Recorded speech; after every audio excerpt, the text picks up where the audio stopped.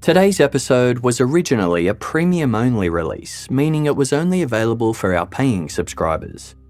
Given that we never intended to keep premium episodes behind a permanent paywall, these remaining episodes are now being released to all listeners as part of our Casefile Archives series to mark our 10-year anniversary. If you're interested in supporting the show, you can still find our subscriber channels on Patreon, Apple Podcasts, or Spotify. However, please note that moving forward, we will no longer be producing premium-only episodes. Paid subscribers will continue to receive new Casefile episodes 1 week early and ad-free, as well as episodes of Behind the Files, where the Casefile team answers your questions and discusses the recent cases we have covered. As always, I'd like to offer a huge and heartfelt thank you to everyone who has listened and supported the show over the years, especially our Patreon and premium subscribers. We appreciate each and every one of you.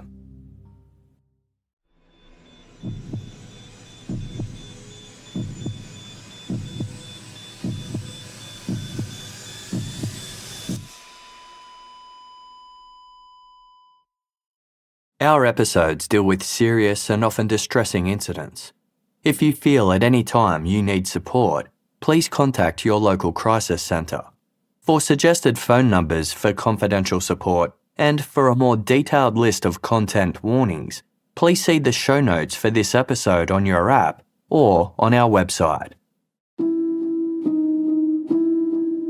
On the night of Thursday, April 8, 1998, Luke Nolan and his partner Angela were driving along the Hume Highway, one of Australia's major interstate roadways. The Hume stretches for 840 kilometres between the capital cities of Melbourne and Sydney, with the dozens of exits and interchanges dotted throughout.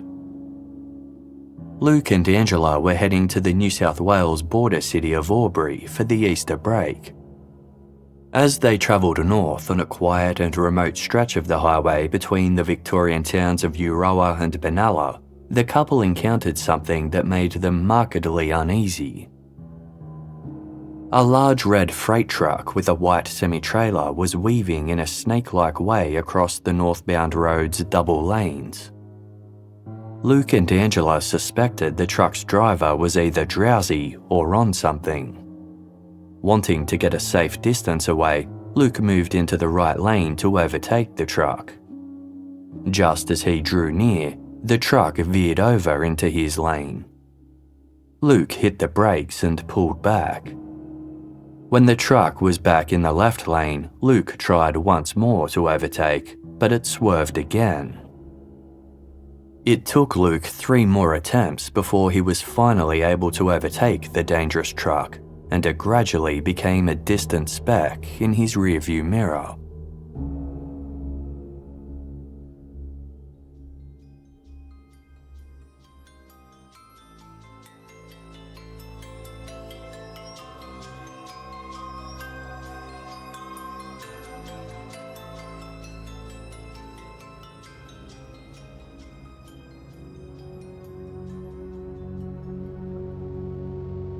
A short time later, at 12:15 a.m. on Friday, April 9, Victoria Police's Major Collision Investigation Unit were alerted to an incident on the Hume Highway near Violet Town, the halfway point between Euroa and Benalla.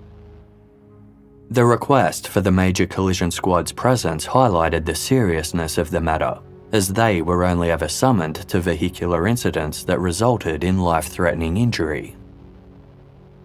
The team immediately left their office in Melbourne and headed up the Hume Highway, where the densely populated cityscape soon gave way to long stretches of agricultural fields, rolling hillsides, and thickets of trees. The highway consisted of 4 lanes, 2 in each direction, with a large grassy median strip between them. Even with their lights on and sirens blaring, it took the Major Collision team 2 hours to reach the remote location where the incident had occurred. They could easily tell when they were drawing close to the site, as an uncharacteristically long traffic jam had formed despite the early hour. The Hume was particularly busy that night as travellers drove to or from regional Victoria for the Easter break. Police further ahead were directing cars to turn off the highway at an exit before Violet Town, but the detour was slow moving. The major collision team veered onto the gravel that bordered the road and slowly drove past the bumper-to-bumper traffic until they spotted the incident site artificially lit up in the distance. They parked well clear of the debris and walked the rest of the way. By now it was 3 a.m. and icy cold. The surrounding countryside was still blanketed in pitch-black darkness. As the major collision team approached the scene, they realised the incident involved a Mazda Bravo four-wheel drive that had been towing a caravan. The two vehicles had separated and rolled in different directions. The caravan had come to rest upright on the median strip in the middle of the highway. A rectangular section had been torn cleanly from the back right-hand panel, leaving a gaping hole that exposed a tartan mattress within. The Mazda had landed upside down on the other side of the highway. Several items had tumbled out of the vehicle as it rolled, including a colouring book, pencils, children's slippers, various toys, and empty fast food cups. Protruding from a shattered window was a small pair of blood-streaked feet. They belonged to a young boy who was lying face down on the roof inside, clearly deceased. One of his hands still grasped an Easter egg wrapped in gold foil that he had been holding at the time of the collision. The child was identified as 12-year-old Nicky Fleming. He had sustained severe head injuries as well as fractured ribs and a broken leg and collarbone. Nicky had been travelling with his father, who was behind the wheel, as well as his brother and sister. They had been rushed to hospital by the time the major collision team had arrived. Their injuries varied in severity, though all miraculously survived. Ian Fleming, Nicky's 45-year-old father, had a broken arm, a lacerated forehead, and a deep cut across his nose. His oldest, 13-year-old son, suffered a fractured skull. Ian's 8-year-old daughter was being treated for minor cuts and grazes. While recovering in hospital, Ian Fleming was able to recall the lead-up to the collision. He had left his home on the seaside Mornington Peninsula Shire, southeast of Melbourne, at 5:30 p.m. on Thursday, April 9. He and his children were going on their annual Easter camping trip in the northeastern Victorian town of Bright, more than 4 hours away. The children's mother had decided she wanted to do other things that weekend, so it was just Ian and their kids. After packing the caravan, Ian drove north until he reached the Hume Highway. Shortly before 11 p.m, Ian noticed his petrol tank was running low. Bright was still over an hour and a half away, so Ian had to stop somewhere to refuel. He saw a sign up ahead for Violet Town and safely reduced his speed to take the turn-off. Just before the exit, Ian was startled by a loud bang. Ian's body immediately jolted forward with such intensity that it left him feeling dazed. Within seconds, his car veered out of control. Ian's mind raced as he tried to understand what had happened. He thought he must have blown a tyre or the car was malfunctioning in some other way. He desperately tried to regain control, but the car seemed to have a will of its own. It mounted the median strip and flipped before rolling over and over for what seemed like forever. When the car eventually came to a stop on its roof, Ian could hear his daughter whimpering, and he called out, asking if she was all right. Ian removed his seatbelt and fell to the roof. His daughter did the same, as did his oldest son. 12-year-old Nicky didn't move. Ian managed to escape the wreck. Broken glass coated the road. The roof inside the car was stained with blood. Ian dragged his children out one by one. The two older children were hurt but conscious. Nicky wasn't responding to his father at all. He had died on impact. Ian had no idea what had happened.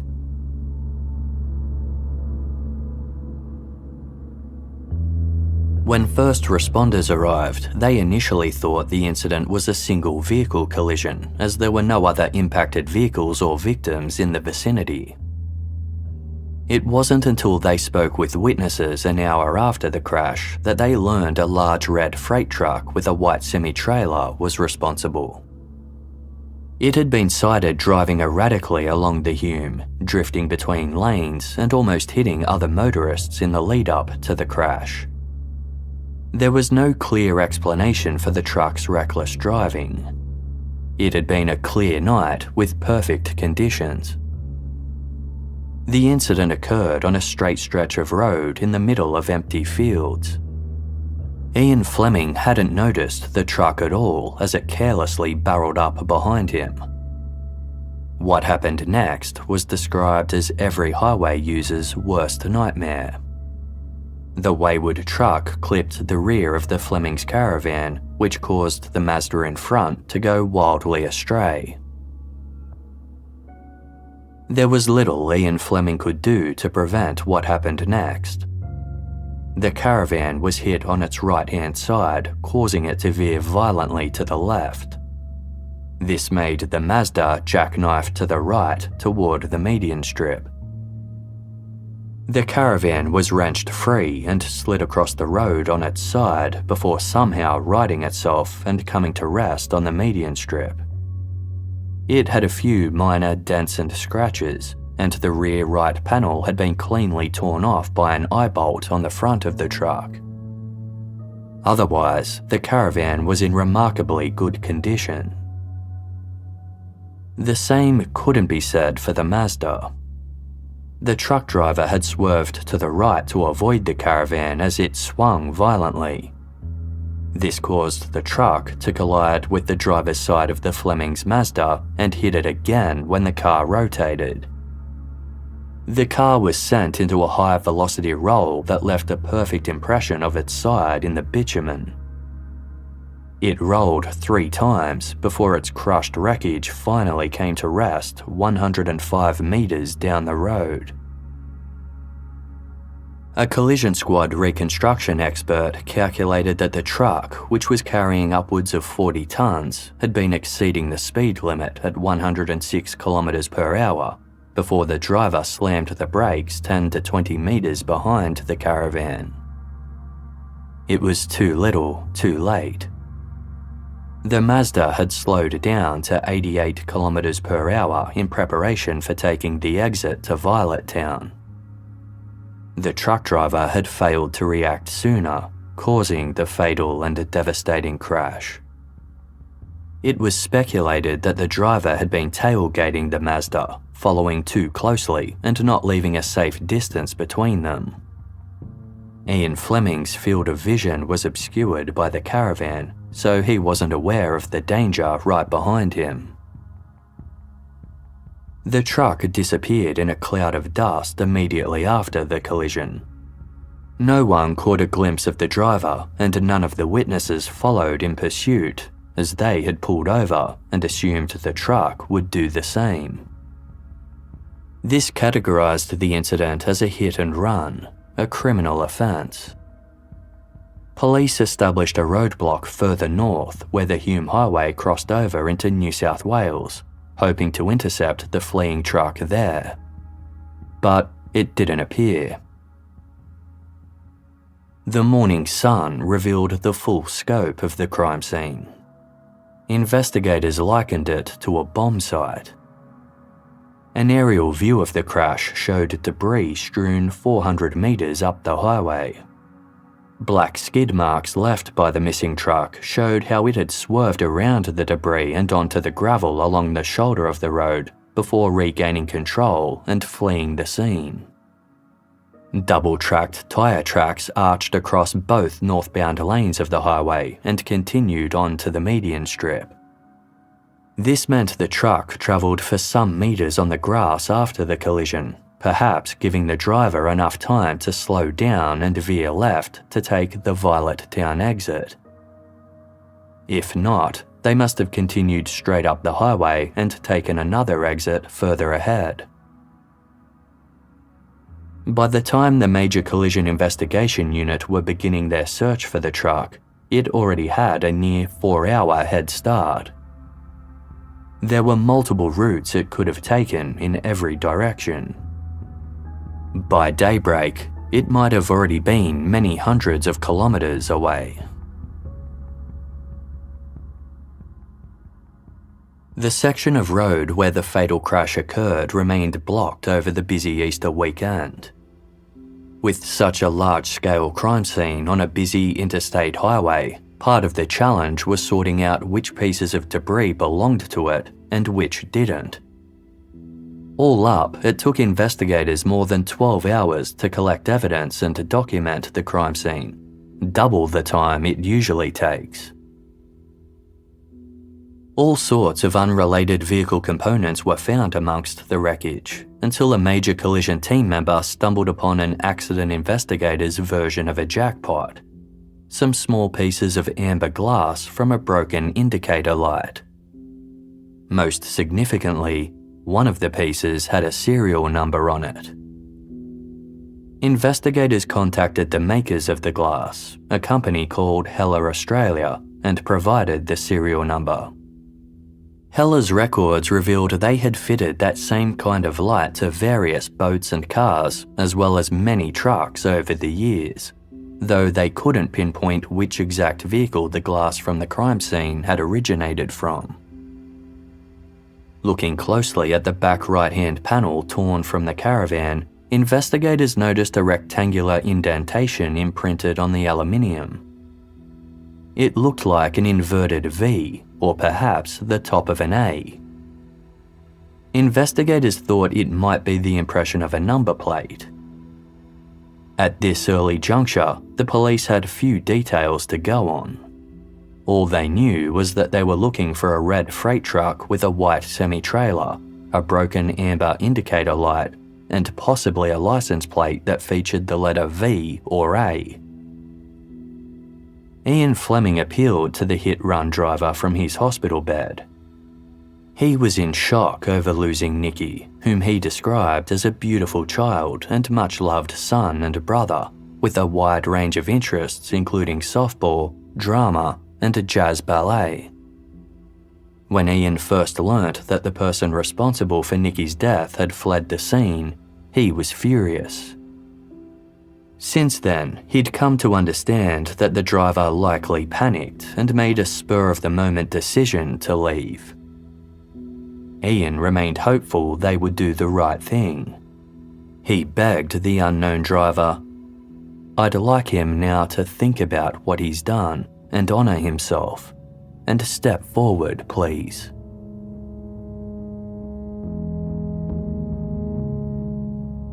Investigators were aware that it wasn't unusual for hit-run offenders to give themselves up in the days following crashes.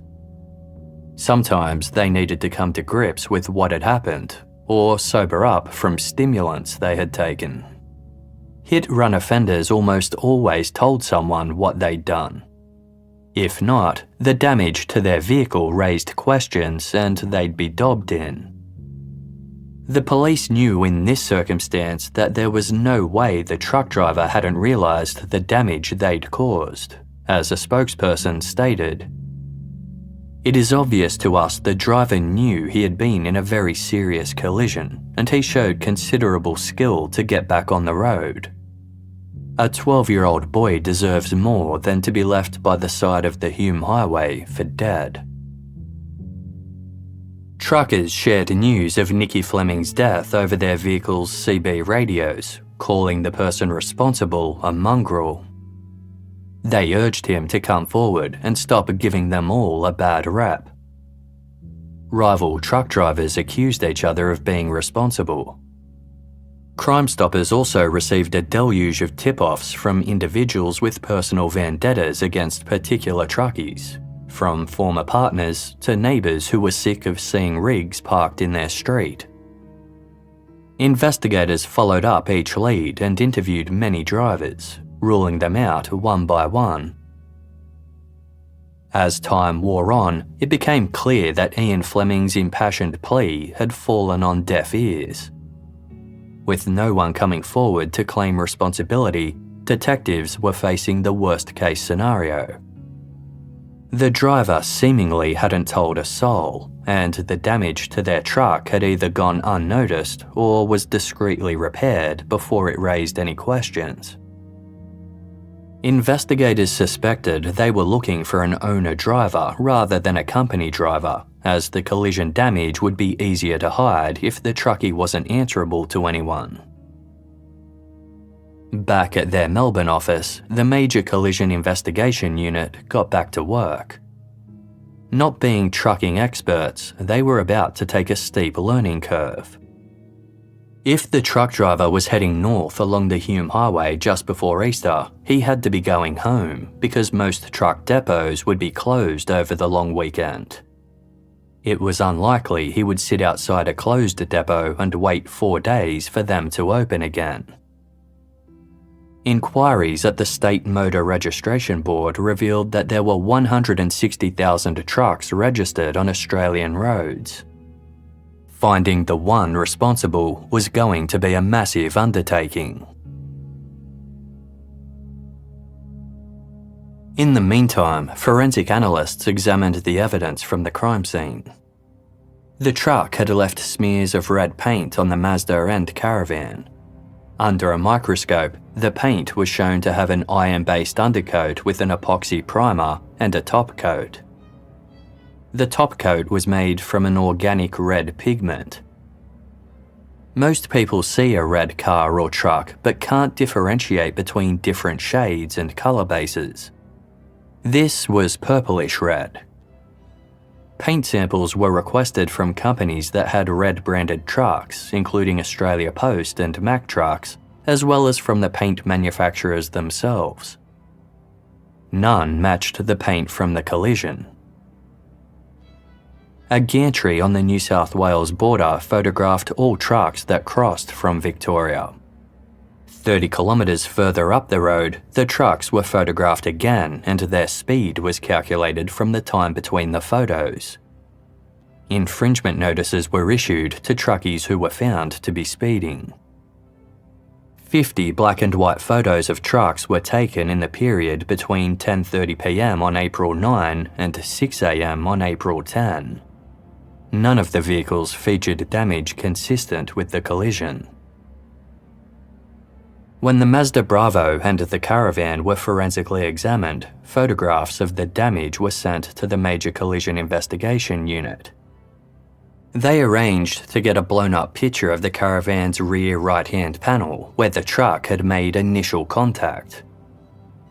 Upon studying the images closely, investigators deduced the letter V or A impressions were the wrong size to be lettering from a license plate. The shapes had to have been made by something on the front of the truck's bull bar. They could now see there was a rectangular shape with the inverted V, as well as some circles and a rectangular tear. Trucks had all sorts of signage on their fronts. Investigators knew if they could identify what imagery caused the strange impression, they might be able to identify the truck. However, by the 8th week of the investigation, the case had stalled. After a massive interstate search, all possible leads had reached dead ends. By now, Nicky Fleming had been laid to rest in a moving service attended by 350 family members and friends. Despite the outpouring of love and grief, the culprit continued to show no remorse by refusing to come forward. No one was more invested in finding the person responsible than Senior Constable Carsten Schultz of the Major Collision Investigation Unit. The case preoccupied his mind at all times, and he agonised over the evidence, trying to uncover something they had missed. He even bought every trucking magazine he could find in the hopes they featured an image of the truck they were desperately looking for. Having a son of his own only amplified Constable Schultz's drive to find Nicky Fleming's killer. Constable Schultz worked the case full-time. After one shift, he drove to a local industrial estate where several trucking yards were located. He drove by each site before coming across a red truck parked up the road. What caught his eye were two small canvas covers on the left and right-hand sides of the bull bar under the headlights. The insignia on the covers was a big white W with a red star in the middle. It was the logo for Western Star, an international truck manufacturer. Schultz had examined pictures of the Fleming's caravan panel thousands of times, and all of a sudden, it clicked. The inverted V was in fact the centre of a W. The truck at the centre of the collision was a Western Star. Heller Australia, the company that fitted the truck's amber glass indicator light, had a contract with Western Star. Finally, the case was moving forward. Constable Schultz got out of his car to take a closer look at the red truck. It showed no sign of damage or repair consistent with the Violet Town collision. The truck's driver was nevertheless tracked down and ruled out. Constable Schultz had found the right type of truck, just not the one he was looking for. The major collision team could now further narrow down their search by finding out which Western Star trucks were fitted with the model of Heller light fragments found at the crime scene.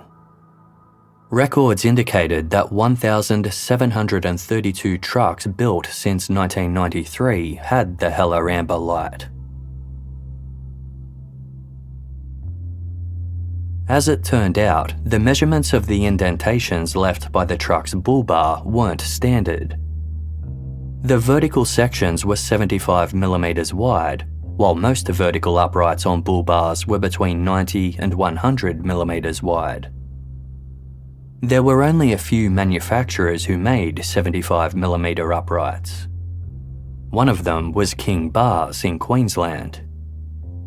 Western Star trucks were manufactured in Queensland, so it stood to reason that King Bars might be their supplier of choice. According to King Bars' manager, only one bull bar fit the measurements of the suspect truck, a 4964F heavy-duty road train bar. A wooden mock-up made to the King Bars specifications was placed against the Fleming's caravan panel. It fit like a glove. Same with the Mazda panel. The King Bars manager sent his receipt books to Melbourne. His records revealed that 679 Western Star trucks had the heavy-duty road train bull bar. Of these, 206 were fitted with the bull bar and the Western Star canvas covers. For an investigation that had begun with 160,000 possible trucks, police were now down to 206. Each of these trucks had to be located and checked. This proved difficult as the trucks travelled the entire country. A 4-page questionnaire was distributed to police and was to be filled out each time a Western Star truck was pulled over, listing make, model, colour, and most importantly, any damage to its exterior.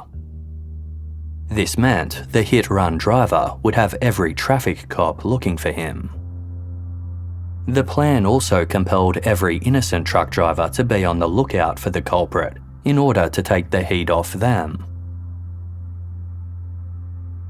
Forensic officer Ted Kennedy Rippon had been assisting detectives with the case, but in mid-September he temporarily stepped away to go on personal leave.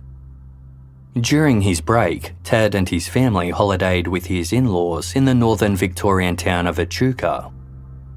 At around lunchtime on Saturday, September 12, Ted and his father-in-law went for a drive and pulled into a service station to get some petrol. When Ted exited the car, he noticed a red truck parked on the other side of the station.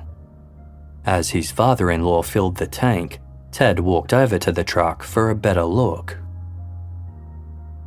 With no sign of the truck's driver, Ted approached cautiously from the side. The vehicle's big silver logo caught his eye. It read, Western Star. Right sort of truck, Ted thought. After examining paint samples for months, he also knew it was exactly the right purplish-red colour. Ted looked at the bull bar to see if there was any signs of damage. It was then that he spotted a crack in the bottom rung on the right-hand side, consistent with the Violet Town collision. He also saw a damaged indicator light that someone had tried to repair. The truck had Western Star canvas covers on the front, and the eye bolt was in the correct position to have made the tear in the caravan panel. With growing excitement, Ted realised his stroke of luck. He walked around the truck to see if there was any damage to the paintwork and found a scrape the size of a 10-cent coin close to the hella light. Everything was consistent with Violet Town. As Ted leaned in to inspect the scraped paintwork, the truck driver stepped down from the truck's cabin. Ted hadn't noticed him there and nearly jumped out of his skin.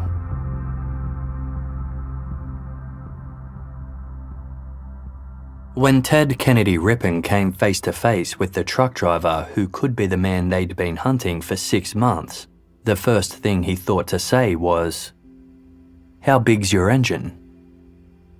Playing it cool, Ted pretended he was a trucking enthusiast. The truck driver's initial suspicion relaxed as the two men started talking trucks. "Do you own it?" Ted asked. The driver replied nonchalantly with a laugh. "Nah, the bank owns it." This meant he was an owner-driver, just the type investigators suspected was responsible for the hit and run. Ted returned to his father-in-law and wrote down the truck's details. He then contacted the Major Collision Investigation Unit and provided a detailed description of the truck. What Ted didn't know was that an officer in Victoria had pulled over the same truck 3 days earlier and filled out the questionnaire provided by case investigators. The driver's name was Brett Kilmore. He was from Queensland and was a 30-year-old father of 2. 2 hits on Kilmore's truck in 5 days pushed it to the top of the investigation.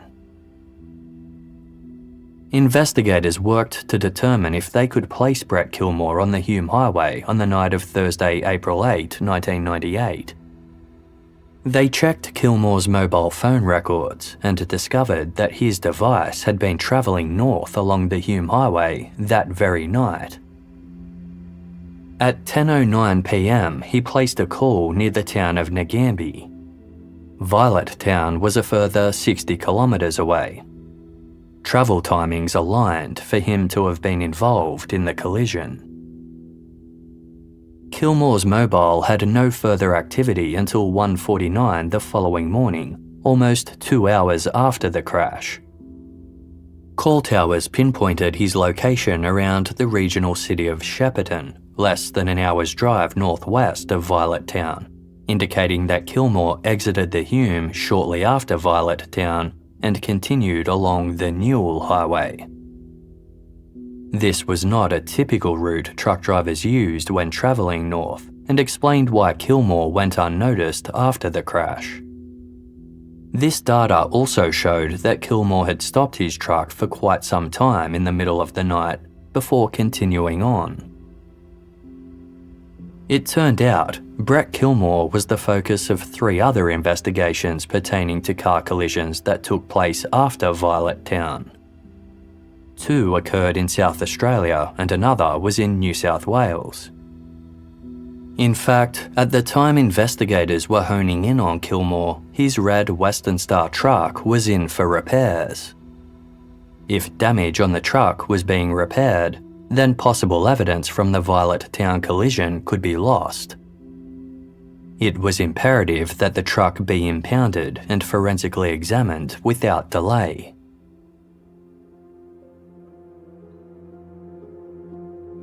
Members of the Major Collision Investigation Unit travelled to Queensland and immediately swooped on Brett Kilmore's truck.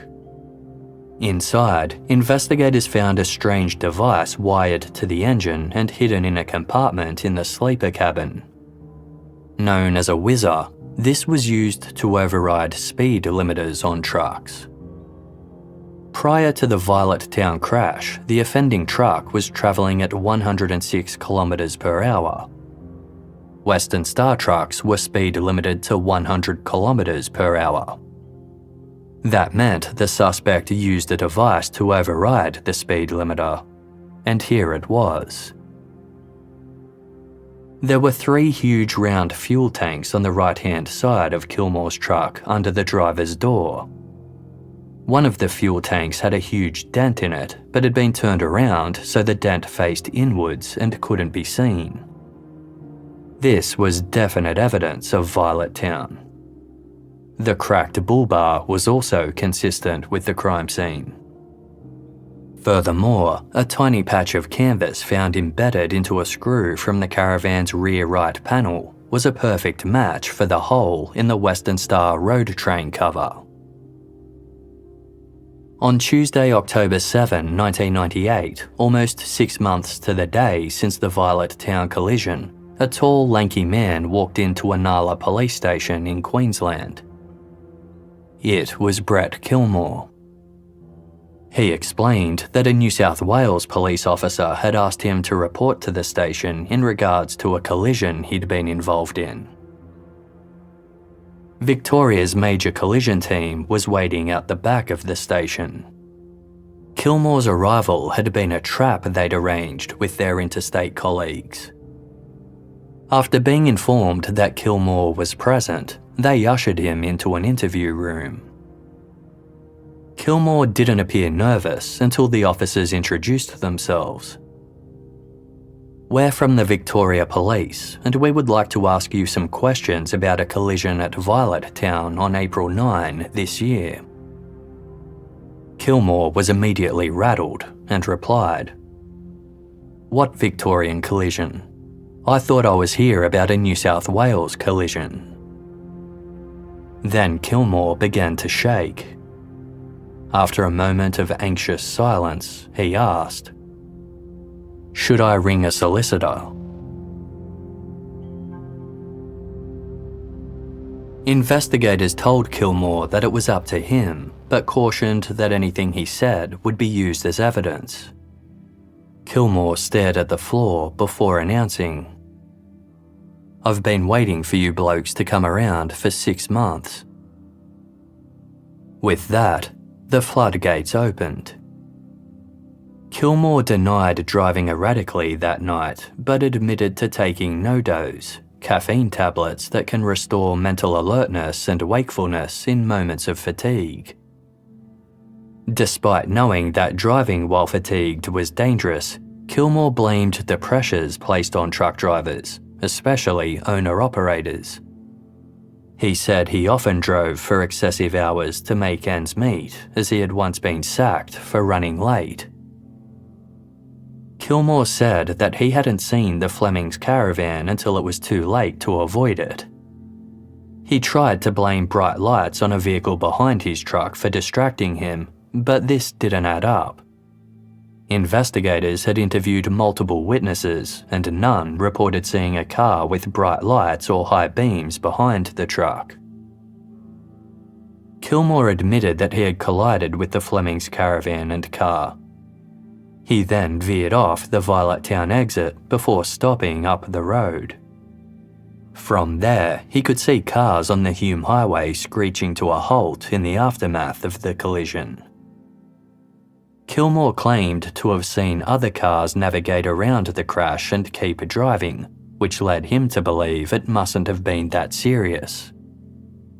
A mix of fear and panic propelled him to drive on and to not go back.